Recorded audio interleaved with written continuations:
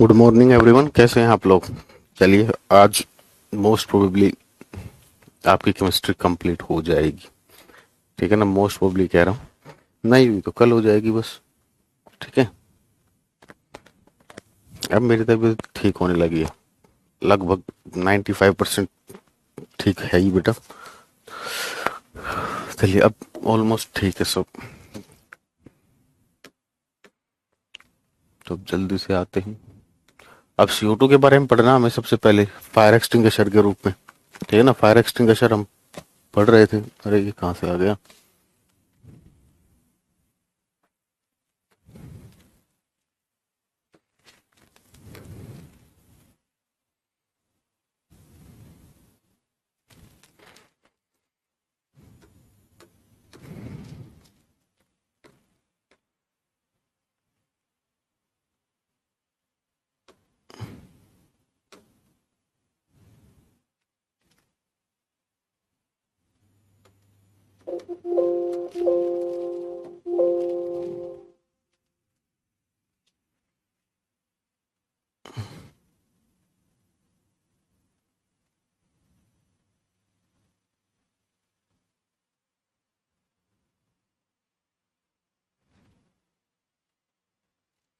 हाँ जी, तो CO2 as a fire extinguisher हमें पढ़ना है।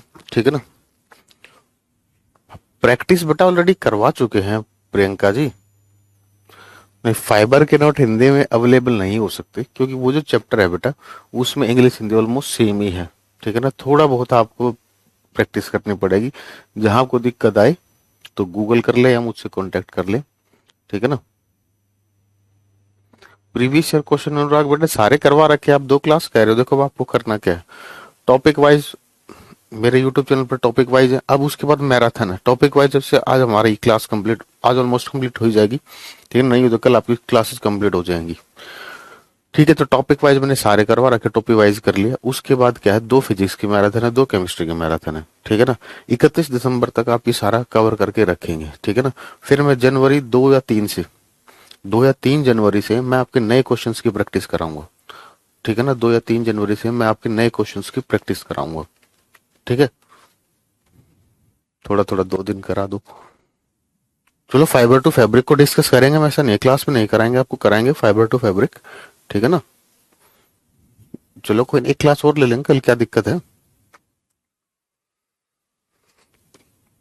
ठीक है, लेकिन बेटा ये जो बैच होता है बेटा, बैच थ्योरी के लिए बैच था बेटा। अब यही सवाल फिर आप डेली यही पूछते हो। आपने अभी तक क्लासेस नहीं की बेटा, पीरियड डेली बताया गया है आपको। पहली बार आए हो आज आप क्लास में।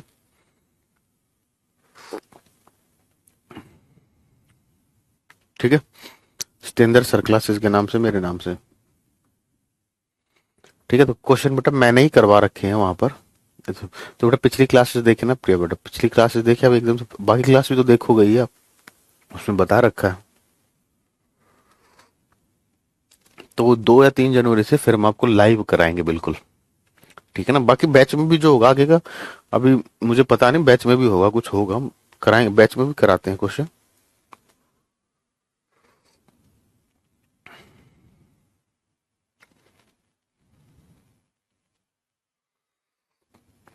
बेटा वो मैं अपने वो मैं यूट्यूब पर कराऊंगा। यहाँ ऐप पर जो प्रैक्टिस होगी वो अलग होगी, मेरी वहां की प्रैक्टिस अलग होगी। ठीक है ना, दोनों की जगह अलग अलग क्वेश्चंस की प्रैक्टिस होगी, क्योंकि ऐप के बारे में अभी मेरे पास कुछ है नहीं। ठीक है ना, मेरे पास कोई नोटिफिकेशन नहीं आया है कि आगे अभी क्या कराएं। हाँ, लेकिन हम हर साल कराते हैं, ऐप पर भी कराते हैं, लास्ट में कराते हैं। ठीक है ना, लेकिन तब तक आप पहले यूट्यूब से कर लीजिए सारा, प्रैक्टिस तो करनी बेटा, उसमें कौन सा चार्ज लग रहे हैं। ठीक है, चलिए, तो फायर एक्सटिंग्विशर का काम क्या होता है, जो सब्सटेंस जिसमें आग लगी है बेटा, फायर एक्सटिंग्विशर क्या करता है, उस सब्सटेंस की का जो कनेक्शन होता है एयर के साथ, उस कनेक्शन को तोड़ देता है, ब्रेक कर देता है। तो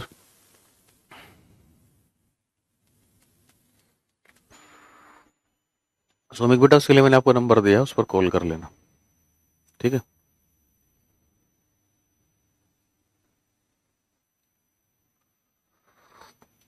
हाँ जी बेटा, आशुतोष सीटेट 2023 की प्लेलिस्ट में, काजल बेटा प्लेलिस्ट में जाइए, प्लेलिस्ट में मिलेगा। जिसको नहीं मिलता मैंने अपना नंबर दे रखा है। ठीक है ना, जिसको नहीं मिलता हो वो मैं नंबर दोबारा बता देता हूं आपको। ये नंबर है, जिसको कोई प्रॉब्लम आए तो वो मैसेज कर देना। सौमिक बेटा, ठीक है। हाँ देखो, बाकी बच्चे परेशान होते हैं बेटा, रोज रोज आप ऐसी फर्जी क्वेश्चन पूछते हो। हाँ, बालो भी डिस्कनेक्ट कर देता है, बिल्कुल कर देता है। तो CO2 क्या करते हैं बेटा, जिस सब्सटेंस में आग लगी है, नहीं नहीं नहीं बेटा, कोई क्लासेस रिपीट नहीं, मतलब एक ही देख देख लेना बेटा, वो मंगलेश्वरी बेटा, वो आप ओपन करके देख लेना। सर मैंने आपकी वीडियो देखी है, बहुत अच्छा पढ़ा, थैंक यू बेटा।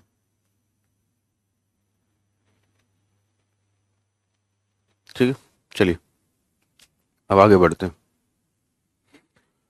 तो CO2 ने क्या किया, जिस सब्सटेंस में आग लग रही थी उसका कांटेक्ट किससे ब्रेक करा दिया, एयर से या ऑक्सीजन से उसका कांटेक्ट ब्रेक करा दिया। ठीक है, एक तो ये काम होता था। दूसरा काम क्या होता था, पेडागोजी बेटा दूसरे टीचर कराएंगे। दूसरा काम क्या होता था,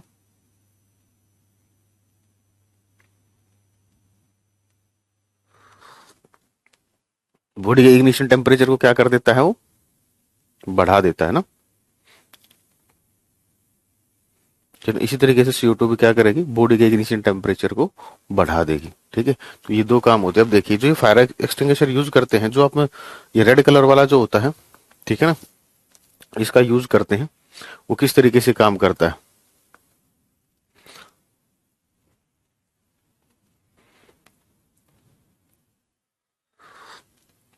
इग्निशन टेम्परेचर का क्या होता है बेटा, कम होता है ज्यादा होता है, ये बताइए।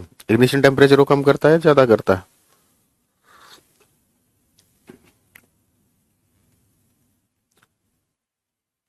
हाँ जी, अरे बोल तो रहे हैं, और कैसे बोलते हैं। जब आप CO2 छोड़ते हो, हाँ, ये इग्निशन टेम्परेचर को कम कर देता है, बहुत बड़े बड़े शो में इग्निशन टेम्परेचर को ज्यादा नहीं कम करता है। ठीक है, CO2 जो होगी, ये जो फायर एक्सटिंग्विशर होते हैं क्या करते हैं, इग्निशन टेम्परेचर को कम कर देते हैं। ठीक है, तो देखिए, जो रेड कलर वाला जो फायर एक्सटिंग्विशर यूज करते हैं, हमेशा फायर एक्सटिंग्विशर के दो ही काम है। फायर एक्सटिंग्विशर क्या करता है, बॉडी का कांटेक्ट एयर से ब्रेक करा देता है। दूसरा काम क्या होता है, वो उसके इग्निशन टेम्परेचर को कम कर देता है। बस ये दो काम होते हैं। ठीक है ना, कोई डर नहीं लगना बेटा, सीटेट की तैयारी अभी शुरू की, कोई डरने की जरूरत नहीं। ठीक है ना, आराम से कीजिए। हाँ जी, तीनों में बेटा सुनिए। तो वो जो रेड कलर वाला जो फायर एक्सटिंग्विशर, अब उसके बारे में देखिए। ठीक है, अरे लवली बेटा, ना तो कमेंट पर ध्यान दे जब आपको दिक्कत, कमेंट पर ध्यान दे जब आपको दिक्कत। सिलेबस में टाइम पे हो गया ना, मैं कमेंट पे ध्यान दूं। आप एक बात समझ लीजिए सभी बच्चों, कृपया आप लोग कमेंट इस तरीके के कमेंट ना करें। आपका सिलेबस टाइमली होना चाहिए, वो मैंने करा दिया है। ठीक है, चलिए। तो जो रेड कलर वाला सिलेंडर होता है जिससे आग बुझाते हैं, उसमें क्या होता है देखिए, उसमें ये दो पाइप होंगे। ठीक है ना, दो ये सिलेंडर टाइप होंगे, एक सिलेंडर ये हो गया, दूसरा सिलेंडर ये हो गया। ठीक है ना, एक पाइप और एक पाइप इसमें, इस तरीके से एक मोटा सा पाइप होता है। ठीक है, नीचे क्या होगा बेटा, सोडियम बाइकार्बोनेट होता है या पोटेशियम बाइकार्बोनेट लेते हैं, और यहाँ पर सल्फ्यूरिक एसिड लेते हैं। अब एसिड की प्रॉपर्टी होती है, मैंने बताया भी होगा आपको, एसिड की प्रॉपर्टी होती है कि एसिड जब बाइकार्बोनेट, कार्बोनेट या बाइकार्बोनेट के साथ रिएक्ट करता है तो वो CO2 गैस देता है। क्या करता है, CO2 गैस देता है। ठीक है ना, तो सल्फ्यूरिक है, जैसे हम उसको प्रेस करते हैं बेटा, जैसे ही आपने उस सिलेंडर को प्रेस करते हैं ना आग बुझाने के लिए, प्रेस करते ही क्या होंगे, ये दोनों लिक्विड ऊपर आएंगे। ऊपर आएंगे तो ऊपर आकर एक दूसरे में मिक्स होंगे। जैसे एक दूसरे में मिक्स होंगे तो दोनों में रिएक्शन होगी, उस रिएक्शन से क्या प्रोड्यूस होगा, CO2 प्रोड्यूस होगा। और वही CO2 क्या करता है, फिर उसका कॉन्टेक्ट तोड़ता है और इग्निशन टेम्परेचर को कम करता है। ठीक है, हाँ जी शिवांगी जी, श्योर है। ठीक है, ये कहानी थी। अब देखो, एक हम ड्राई पाउडर का भी यूज करते हैं फायर एक्सटिंग्विशर के सब रूप में। ठीक है ना, एक शुष्क पाउडर जो होता है, ठीक है ना, एक ड्राई पाउडर का यूज करते हैं, जो कहते हैं ना रेत से, बालू से भी क्या हो जाती है, आग बुझ जाती है। तो उस ड्राई पाउडर में क्या होता है, सोडियम बाइकार्बोनेट होता है। इस सोडियम बाइकार्बोनेट के साथ सैंड का यूज किया जाता है। ठीक है ना, इस सोडियम बाइकार्बोनेट के साथ किसका यूज करते हैं, सैंड का यूज करते हैं। ठीक है ना, तो ये कहानी थी बेटा फायर एक्सटिंग्विशर की। अब बात करेंगे फ्लेम की। ठीक है ना, फ्लेम ज्वाला। ठीक है ना, फ्लेम ज्वाला। ठीक है, चलिए। तो फ्लेम होती क्या है, जब कोई सब्सटेंस जलता है, जब कोई सब्सटेंस जलता है तो उसके चारों ओर जो ब्राइट एरिया होता है, जो चमकीला क्षेत्र होता है, उसको हम क्या बोलते हैं बेटा? फ्लेम बोलते हैं। अब क्या सारे सब्सटेंस फ्लेम प्रोड्यूस करेंगे? नहीं, सारे सब्सटेंस फ्लेम प्रोड्यूस नहीं करते। ठीक है,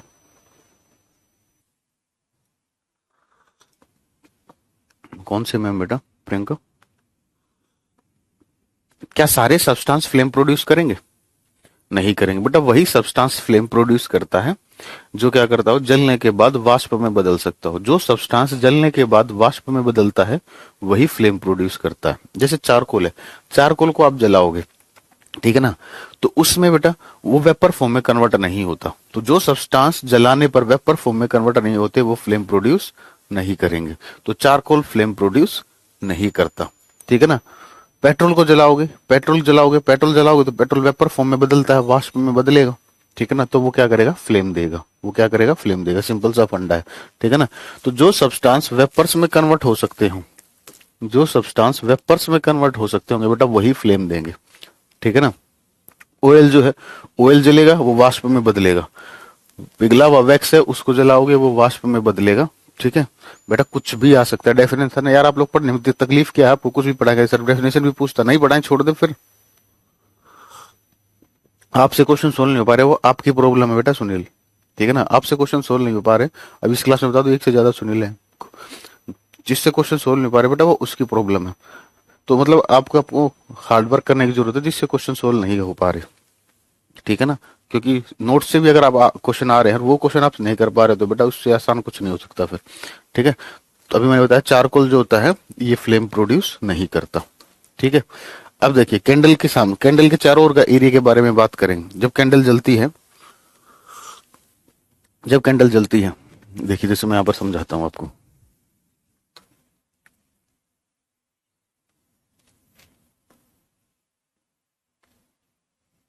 ये कैंडल जलती है बेटा, तो जब ये कैंडल जलती है तो इसके चारों ओर ये ब्राइट पार्ट होता है। ठीक है, अब देखो ये वाला जो आउटर मोस्ट ब्राइट पार्ट होता है, इसका टेम्परेचर सबसे ज्यादा होता है। ये होती है non luminous zone. Non luminous zone, ठीक है ना, पूरा नाम लिखा हुआ है हिंदी में। ठीक है ना, ये होती है मॉडरेट जोन। यहाँ का टेम्परेचर मॉडरेट होता, ना ज्यादा होता ना कम होता। ठीक है, और ये वाला जो होता है ये होती है लुमिनस जोन। इसमें क्या, ये काली होती है। ये लुमिनस जोन जो होती है काली होती है। ठीक है ना, होता है क्या इसमें बेटा, यहाँ पर आपने देखा होगा जब मोमबत्ती जलती है, ठीक है ना, तो यहाँ पर काला काला पार्ट होता है। ठीक है ना, धागे का काला काला पार्ट होता है। तो वो जो धागे का काला काला पार्ट होता है वो क्या होता है, वो कार्बन होता है जो जला नहीं। ठीक है,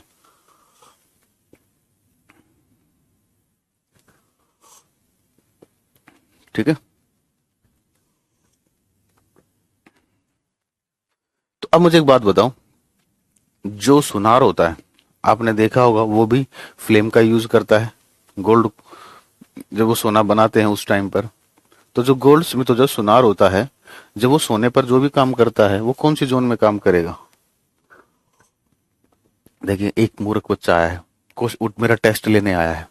ठीक है ना, उसने क्वेश्चन पूछा है H2O लिक्विड है लेकिन H2S गैस है। ठीक है ना, ये क्वेश्चन मुझसे पूछने आया है। ये क्वेश्चन जो है ना, ये 10th क्लास तक नहीं पूछा जाता। ठीक है ना, 11th क्लास तक होता है। आंसर मैं बता देता हूँ, इसका आंसर होता है इंटरमोलिकुलर हाइड्रोजन बॉन्डिंग। तो मेरा टेस्ट ना ले, मैंने बता दिया, मैं हर लेवल की केमिस्ट्री पढ़ाता हूँ। ठीक है, अरे फिजिकल चेंज, केमिकल चेंज अभी आएगा, आज की क्लास में ही आएगा। ठीक है, तो गोल्ड कौन से जोन का यूज करेगा? नहीं बेटा, जहां पर टेम्परेचर ज्यादा होगा वो उस जोन का यूज करता है, तो वो नॉन लुमिनस जोन को यूज करता है। ठीक है ना, देखो ये रहा वो पार्ट। ठीक है ना, ये वाली जोन कौन सी आपकी नॉन लुमिनस जोन है, अदीप्त जोन है। ये मॉडरेट जोन है और ये वाली दीप्त जोन है, लुमिनस जोन है। इसमें क्या होता है, वो पार्ट प्रेजेंट होता है कार्बन का जो जला नहीं है। ठीक है ना, इसका कलर कैसा होता है? ब्लू होता है। बाहर वाले का, बीच वाले का येलो होता है और नीचे वाले का ब्लैक होता है। जो गोल्ड स्मिथ होता है, गोल्ड और सोने और चांदी को पिघलाने के लिए, सोने और चांदी को पिघलाने के लिए, रिकॉर्डेड नहीं है बेटा, आप लोग है ना सुधर जाओ, लाइव क्लास चल रही है। ठीक है ना, तो जो गोल्ड स्मिथ होता है सोने और चांदी को पिघलाने के लिए कौन से जोन का यूज करेगा? जिसमें टेम्परेचर ज्यादा होगा, और टेम्परेचर ज्यादा किसका होता है? नॉन लुमिनस जोन का। चलिए आगे बढ़ते हैं। ठीक है। अब फ्यूल के बारे में बिल्कुल बेसिक चीजें होती हैं, ठीक है ना। फ्यूल किसे बोलते हैं बेटा, जिस सब्सटेंस के कंबशन से, जिस सब्सटेंस का कंबशन हो सकता है, जिसको हम जलाते हैं, उसे क्या कहते हैं, फ्यूल कहते हैं। कोई भी सब्सटेंस जिसको आप जलाते हो, जलाने पर आपको अगर एनर्जी मिले, ठीक है ना, बेसिकली एनर्जी होता है। लेकिन एनसीईआरटी यही कहती है, the substance which undergoes combustion, जिस सब्सटेंस का कंबशन हो सकता हो, जिस पदार्थ का दहन हो सकता हो, वो क्या कहलाता है, फ्यूल कहलाता है। एक अच्छे फ्यूल की कैरेक्टरिस्टिक्स क्या होनी चाहिए, अच्छा ईंधन किसे बोलोगे, एक तो सस्ता होना चाहिए, पहली चीज तो। इंसान जब भी कुछ खरीदता है तो वो क्या देखता है, प्राइस देखता है सबसे पहले। आप कुछ भी चीज लेते हो, ठीक है ना, कुछ भी चीज लेते हो तो क्या करते हो, प्राइस देखते हो, ठीक है ना। तो मैं कमेंट पे ध्यान नहीं दे रहा, मैं पढ़ाऊंगा बस, क्योंकि बच्चे जो पढ़ने वाले बच्चे वो परेशान हो रहे हैं।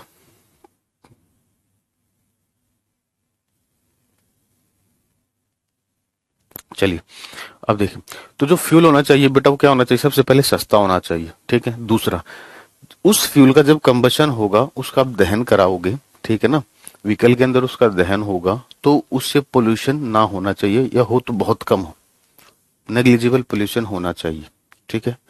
तीसरी चीज, उस फ्यूल से बेटा जो एनर्जी निकलनी चाहिए, उस फ्यूल से एनर्जी जो मिलनी चाहिए, ठीक है ना, वो ज्यादा मिलनी चाहिए या कम, उसको हम बोलते हैं कैलोरीफिक वैल्यू। अभी पढ़ेंगे, देखो कैलोरीफिक वैल्यू का मतलब क्या होता है। किसी भी फ्यूल का 1 ग्राम लो, कोई भी फ्यूल आपने 1 ग्राम लिया, ठीक है ना, 1 ग्राम फ्यूल लिया, आपने इसका कंबशन कराया। कंबशन जो होता है वो किसकी प्रेजेंस में होगा, ऑक्सीजन की प्रेजेंस में होगा।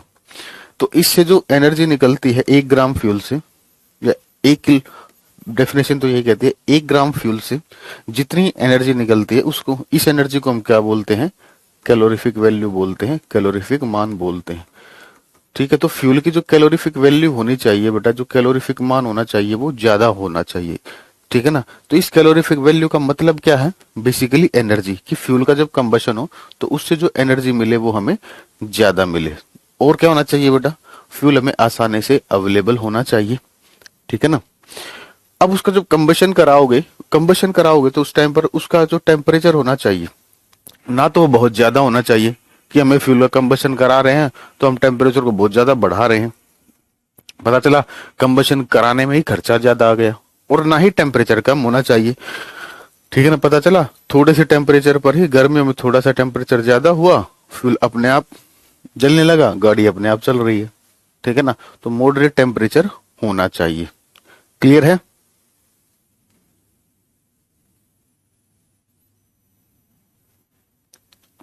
क्लियर है बच्चों, ठीक है। तो ये तो बेसिक सी चीजें हैं, ये आपके माइंड में होनी चाहिए, ठीक है। तो कैलोरीफिक वैल्यू मैंने बताया, ठीक है ना। स्टैंडर्ड केस में 1 ग्राम की जगह 1 किलोग्राम ले लेते हैं, एनसीईआरटी 1 किलोग्राम कहती है, नहीं तो 1 ग्राम की डेफिनेशन करेक्ट, उसमें कोई दिक्कत नहीं है, ठीक है ना। अच्छा, एक ये पॉइंट है अनडिजायरेबल रेजिड्यू, मतलब जब फ्यूल का कंबशन करा रहे हैं तो कंबशन कराने के लिए, कराने के बाद फ्यूल को कोई रेजिड्यू नहीं छोड़ना चाहिए। पता चला, उस मतलब रेजिड्यू का मतलब होता है जो भाग बच जाता है, ठीक है ना। तो फ्यूल का कंबशन होने के बाद अगर कुछ ऐसा भाग बच गया, ठीक है, जो हमारे किसी काम का नहीं है, तो वो जहां फ्यूल का कंबशन होता है वहां पर डिपॉजिट हो जाएगा, उससे आगे प्रॉब्लम हो सकती है, ठीक है। एक आप अब सुन लीजिए, मैं यहाँ आपको स्पेशल नहीं हो बेटा, ठीक है प्रियंका, यहाँ मैं पढ़ाने आता हूँ, एक पर्टिकुलर यहाँ होम ट्यूशन नहीं चल रहा कि एक बच्चे का कमेंट लिया जाए, मैंने लेकर देख लिया बच्चे नहीं सुधरेंगे, एक का जवाब यहाँ पढ़ाने, अगर मैं एक बच्चे का जवाब दूंगा तो मैं क्लास नहीं ले पाऊंगा, ठीक है। कौन सी मैम की बात कर रहे हो, पहली चीज तो ये बताइए प्रियंका बेटा, आपके बैच में तो सर पढ़ाते हैं ना। चलिए, अब कैलोरीफिक वैल्यू की ऐसा यूनिट क्या होती है, किलो जूल पर किलोग्राम, ठीक है, किलो जूल पर किलोग्राम।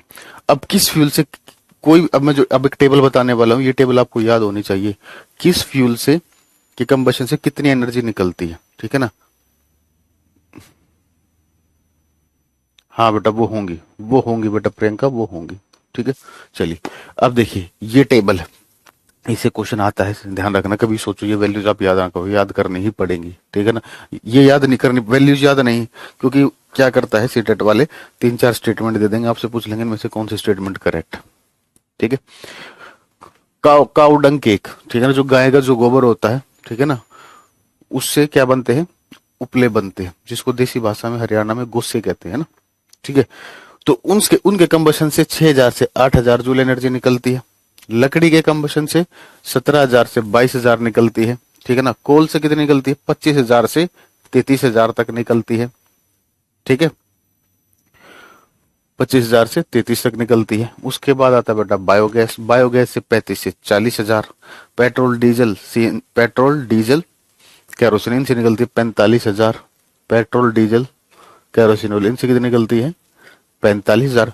1 किलोग्राम फ्यूल का कंबशन कराओगे, अगर इनमें से आप 1 किलोग्राम का कंबशन करा रहे हो, दहन करा रहे हो, तो इतनी एनर्जी निकलती है।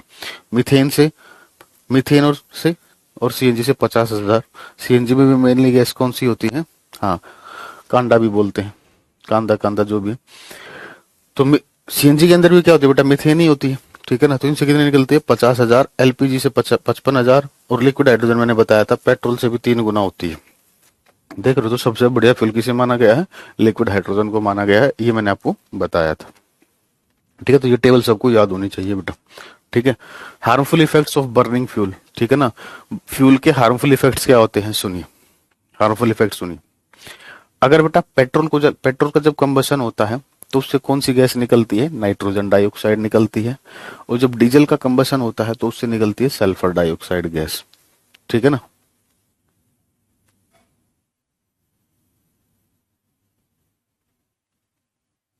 क्लियर है? डीजल के कंबशन से कौन सी गैस निकलती है बेटा? डीजल के कंबशन से सल्फर डाइऑक्साइड निकलती है। पेट्रोल के कंबशन से क्या निकलती है? नाइट्रोजन डाइऑक्साइड निकलती है। ठीक है, तो ये क्या करती हैं? पोल्यूशन करती हैं। क्या करती हैं? पोल्यूशन करती हैं। ठीक है ना। अब जब फ्यूल का कंबशन होता है तो फ्यूल के कंबशन में जो कार्बन वाला पार्ट जिसका कंबशन नहीं हुआ है, ठीक है ना, उससे डिजीज होती है आपकी, अस्थमा वगैरह। ठीक है। तो अगर फ्यूल का कंबशन प्रॉपर नहीं हुआ है, अगर रेजिड्यू बच जाता, जो कि बचता है, ठीक है ना, उससे क्या होता है? आपको अस्थमा जैसी प्रॉब्लम देखने को मिलती है। क्लियर है?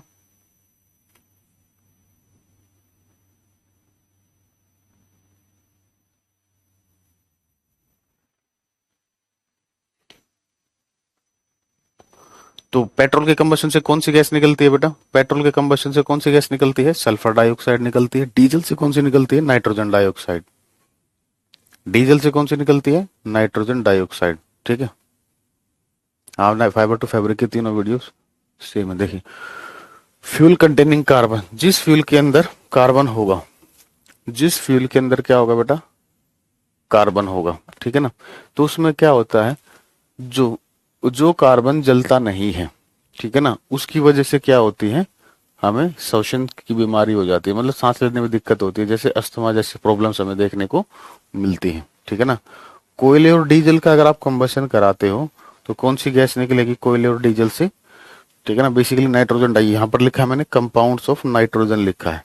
ठीक है ना। तो इस कंपाउंड्स ऑफ नाइट्रोजन का मतलब होता है ये NO गैस भी छोड़ते हैं और NO2 गैस भी छोड़ते हैं। ठीक है।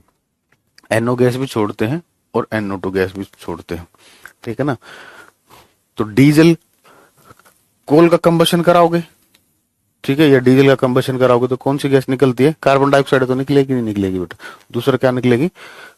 NO और NO2 गैस निकलती है। ठीक है। और पेट्रोल के कंबशन से कौन सी निकलती है? सल्फर डाइऑक्साइड गैस निकलती है। ठीक है ना। कौन सी निकलती है? अच्छा, यहाँ पर नहीं लिखा हुआ, वो आगे आ जाएगा। Burning of coal and diesel releases sulphur dioxide while burning of petrol. क्या कर दिया मैंने? उल्टा सुल्टा बोल दिया सब। हाँ, इसी एक में लिखवा दिया। हाँ, पहले मैंने सही बोला था।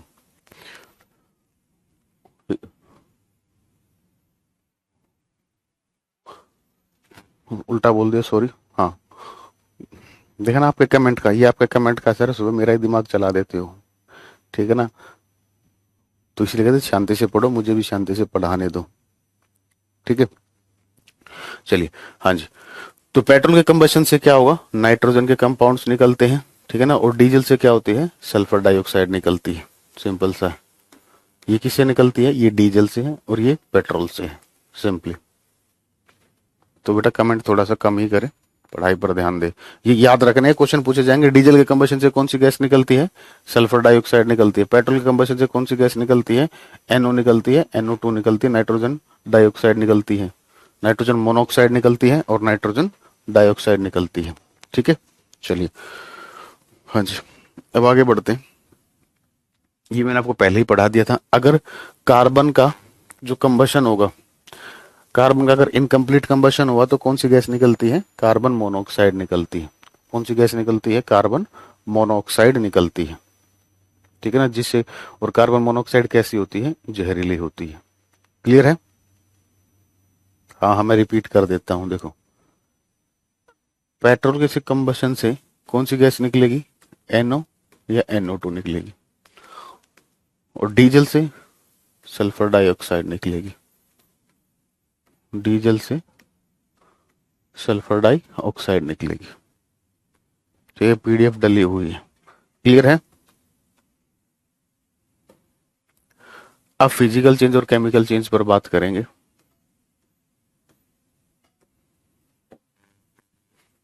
ठीक है ना, फिजिकल चेंज पर और केमिकल चेंज पर मैं आपको समझाता हूं। देखिए बेटा, फिजिकल चेंज और केमिकल चेंज पहले सुनिए। भौतिक परिवर्तन क्या होते हैं?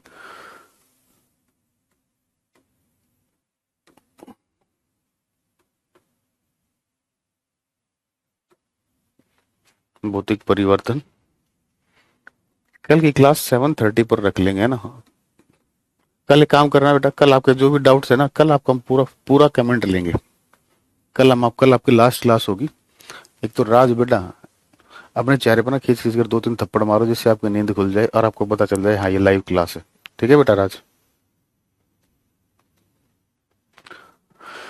तो देखो, भौतिक परिवर्तन क्या टाइम हुआ अभी? हो तो अभी भी सकता है, लेकिन नहीं, आज तो नहीं हो पाएगा, कल ही हो पाएगा। कोई नहीं, हम एक, चलो 7 बजे लगा लेंगे, वही 7:10 पे, 7:10 तक, 7 बजे आ जाना आप लोग। ठीक है ना? रासायनिक परिवर्तन।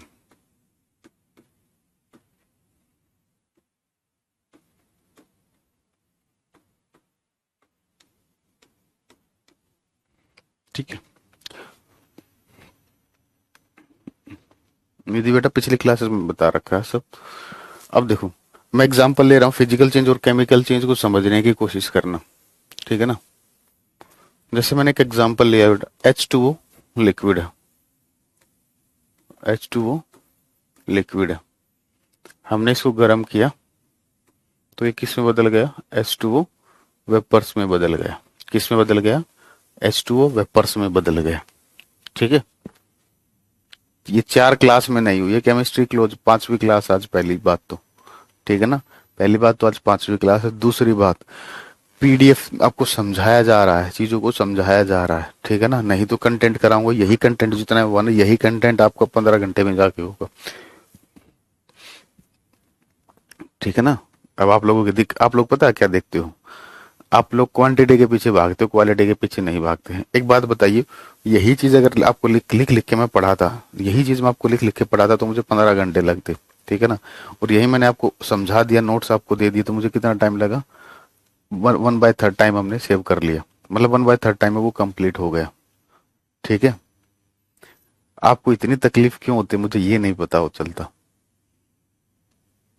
अब इधर मुझे बताइए, केमिस्ट्री जितनी हुई है, ठीक है ना, ये लास्ट टॉपिक्स पे चल रहे हैं हम। ठीक है ना, मतलब कल हमारी कंप्लीट हो जाएगी। 4th क्लास है? नहीं यार, 4th तो नहीं होगी, 1 मिनट। अच्छा हाँ, 4th क्लास है। हाँ चलो 4th है, कोई नहीं, कल 5वीं भी तो है। कल 5वीं भी तो है। तो क्या कंटेंट हमने कम किया? 6 to 8 की NCERT उठा के देखना। ठीक है ना, फिजिक्स और केमिस्ट्री की आपका मैंने एक भी टॉपिक नहीं छोड़ा। ठीक है ना, 6 to 8 तक की NCERT उठा के देखना, मैंने आपको सारी चीजें पढ़ाई हैं, कुछ नहीं छोड़ा। हाँ ठीक है, क्लास 4 कल एक और हो जाएगी ना, कल टोटल 5 हो जाएंगे। ठीक है ना? दूध से हमने दही बना दी। बेटा आपका एग्जाम क्लियर होना चाहिए, वो मैटर करता है। आप और सब्जेक्ट नहीं पढ़ रहे हैं। यूट्यूब से इसी बेसिक की परीक्षा करने में मजा आ गया। पेनोप्लेन पर बहुत क्वेश्चन है। बेटा सोयल वाला पार्ट तो बायो में होता है ना, सोयल वाला पार्ट फिजिक्स केमिस्ट्री में थोड़ी होता है।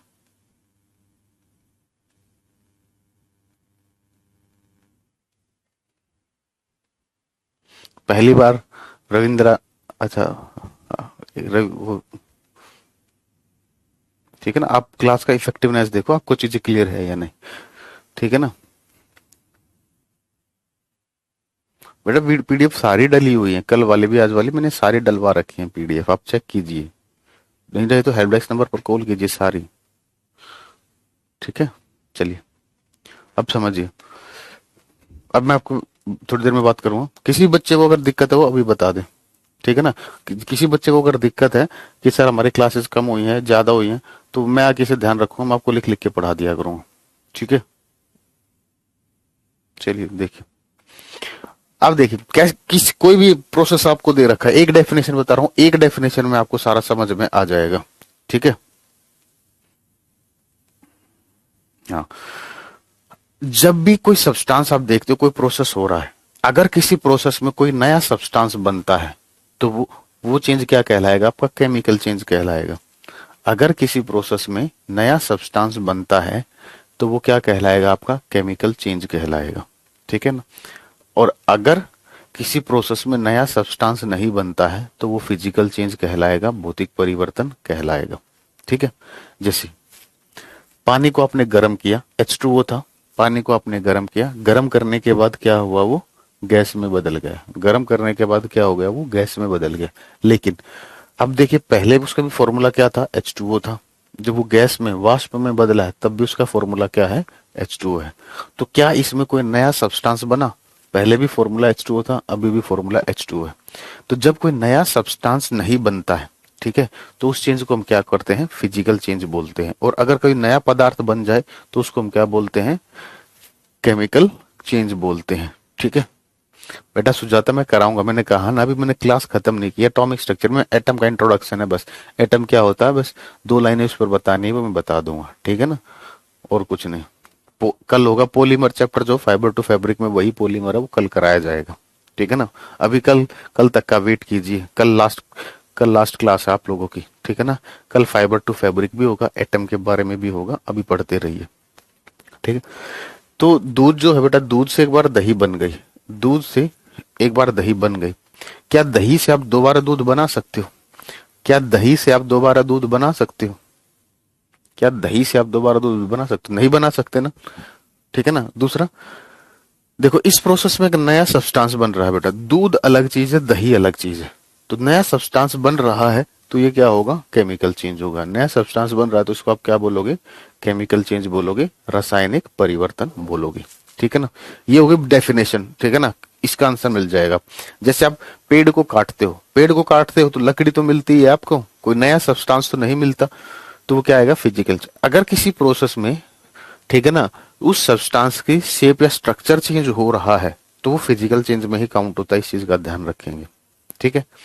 अब देखो, अब फिजिकल चेंज और क्या हो सकते हैं, अब देखिए ये डिपेंड करता है, ये बेसिक डेफिनेशन है, आगे वाले जो पॉइंट्स में बताने जा रहा हूं वो कहीं भी आ सकते हैं, वो मेन डेफिनेशन ये है जो मैंने आपको बता दी। अब देखिए हमने क्या किया, ये H2O लिक्विड से H2O के वेपर बना दी, क्या इन वेपर्स को हम वापस लिक्विड में कन्वर्ट कर सकते हैं, बिल्कुल कर सकते हैं, कंडेंसेशन कराकर, संघनन कराकर।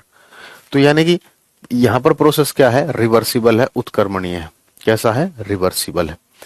एक बार दूध से दही बन गई, एक बार दूध से दही बन गई, ठीक है ना, क्या उस दही से आप दोबारा दूध बना सकते हो, नहीं बना सकते। तो ये क्या है, इरिवर्सिबल है, अनुत्क्रमणीय है, 3 आर लग गए, क्या है, ये अनुत्क्रमणीय है। यहां पर अगर हम बात देखें बेटा, जब यहां पर कोई नया सब्सटेंस बनता ही नहीं, अगर इस केस में बात करें, ये पहले भी H2O था, अभी भी H2O है, तो जितना इसका वाटर का मास होता है 18 ग्राम एक मोलिक्यूल का, तो इसका भी मास कितना है, 18 ग्राम। तो क्या मास में कोई चेंज आया है, कोई चेंज नहीं आया है, ठीक है ना। कोई, हाँ दही से छाछ बना सकते हो, ठीक है। चलिए, तो क्या मास में कोई चेंज आया, कोई चेंज नहीं आया। लेकिन जब दूध से दही बनेगी तो उसके मास में, द्रव्यमान में चेंज आएगा, ठीक है ना, तो यहां पर मास में चेंज आता है, ठीक है। अब देखिए अब आपको और भी एग्जांपल बहुत सारे हैं। अगर आप देखो किसी सब्सटेंस को मेल्ट करा रहे हो, बॉईल करा रहे हो, तो जनरली वो किस में जाएगा, आपका फिजिकल चेंज में जाएगा। चीनी को आपने पानी में घोल दिया, चीनी को आपने पानी में घोल दिया, तो चीनी को जब पानी में घोल दोगे तो चीनी ही रहेगी, उसकी फिजिकल स्टेट ही तो बदली है, उसकी भौतिक अवस्था ही तो बदली है, चीनी पहले सॉलिड फॉर्म में थी, जब आपने उसको पानी में घोल दिया तो वो लिक्विड फॉर्म में बदल गई। ठीक है, तो कोई नया सब्सटेंस तो नहीं बनाना, पानी तो अभी भी पानी है। तो जब चीनी को या नमक को पानी में घोलते हो तो वो किस में जाएगा बेटा, फिजिकल चेंज में जाएगा, भौतिक परिवर्तन में जाएगा। हाँ, सेपरेशन ऑफ सब्सटेंस बचा है। अरे एक से एक मूर्ख बच्चा, मैंने कहा कल की क्लास होने दीजिए, फिर बाद में बात करना। कल सेपरेशन ऑफ सब्सटेंस होगा, आपको नोट्स दिए गए ना, आप उसमें भी देख सकते हो, सेपरेशन ऑफ सब्सटेंस करा रखा है। कल जो होगा सेपरेशन ऑफ सब्सटेंस होगा, और फाइबर टू फैब्रिक होगा, और एटम होगा। ये तीन चीजें होंगी बस कल। ठीक है ना, चलिए।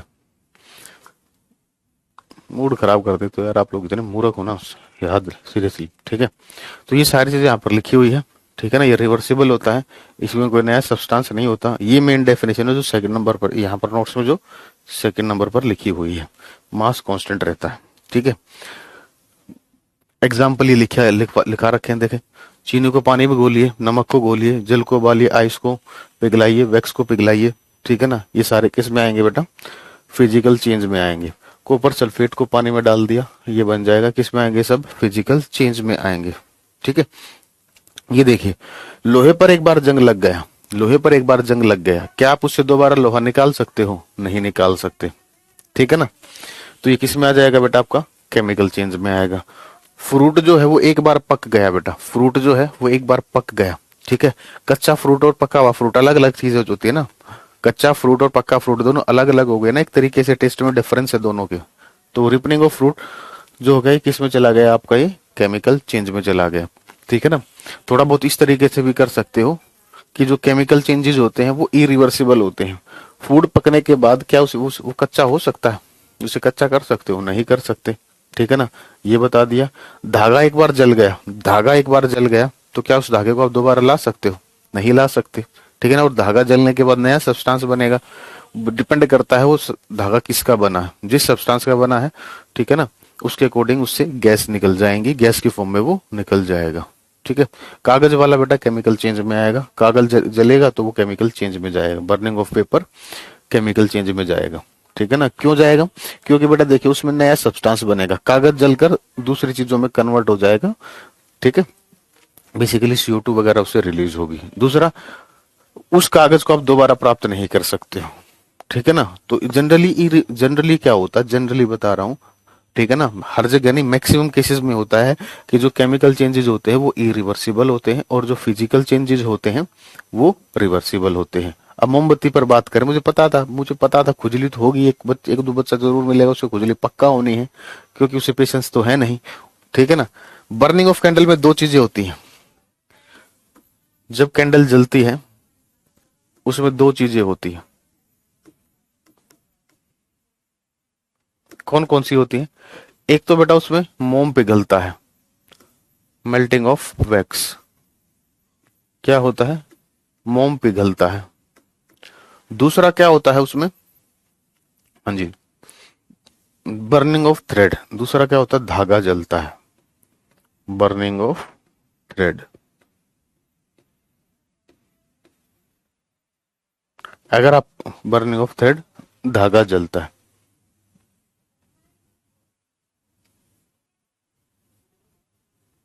चलिए, ठीक है।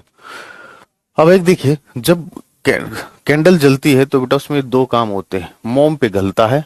अब एक बात बताओ, मेल्टिंग ऑफ वैक्स, मोम पिघलता है, ये कैसा चेंज होता है, ये फिजिकल चेंज होगा, क्योंकि मोम पिघलकर वो मोम ही रहेगा, कोई नया सब्सटेंस तो बनेगा नहीं। और हम उसको रिवर्स भी कर सकते हैं, मोम को वापस सॉलिड फॉर्म में कन्वर्ट कर सकते हैं।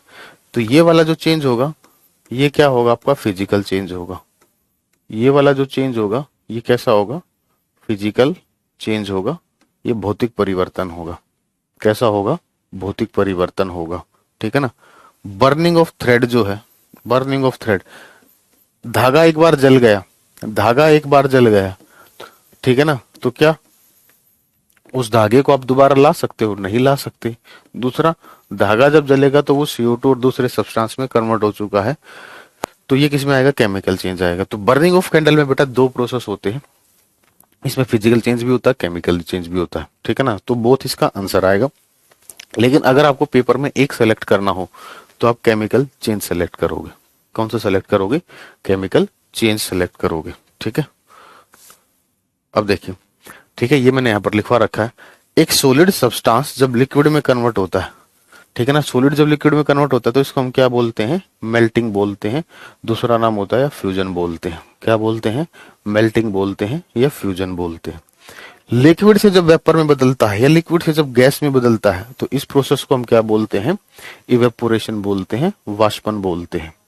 क्या बोलते हैं, इवेपोरेशन बोलते हैं, वाष्पन बोलते हैं।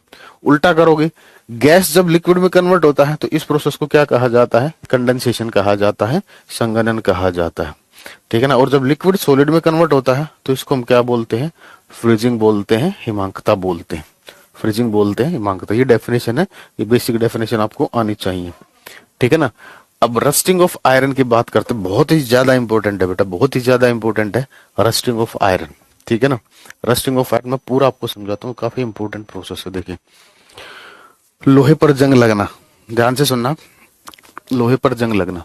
तो पहली चीज तो आपको ये पता होना चाहिए कि जो रस्टिंग होती है, जो रस्टिंग होती है उसकी क्या कंडीशन है, क्या शर्त है, ठीक है ना। जो रस्टिंग होती है उसकी क्या कंडीशन है, क्या शर्त है। तो रस्टिंग के लिए बेटा क्या होना चाहिए, मॉइस्चर होना चाहिए। क्या होना चाहिए, मॉइस्चर होना चाहिए, नमी होनी चाहिए, ठीक है ना। क्या होना चाहिए, मॉइस्चर होना चाहिए, नमी होनी चाहिए। तो जब आयरन मॉइस्चर के संपर्क में आता है, देखो ये आयरन है, अब ये जो मॉइस्चर होता है, इस मॉइस्चर का मतलब क्या होता है, मॉइस्चर का मतलब होता है कि इसके अंदर एयर प्लस वाटर होगा, ठीक है ना, वायु और जल होगा, ठीक है, ये होता है। और एयर में कौन सी गैस की वजह से रस्टिंग होती है, ऑक्सीजन की वजह से होती है। किसकी वजह से होती है, ऑक्सीजन की वजह से होती है, ऑक्सीजन की वजह से होती है, ठीक है।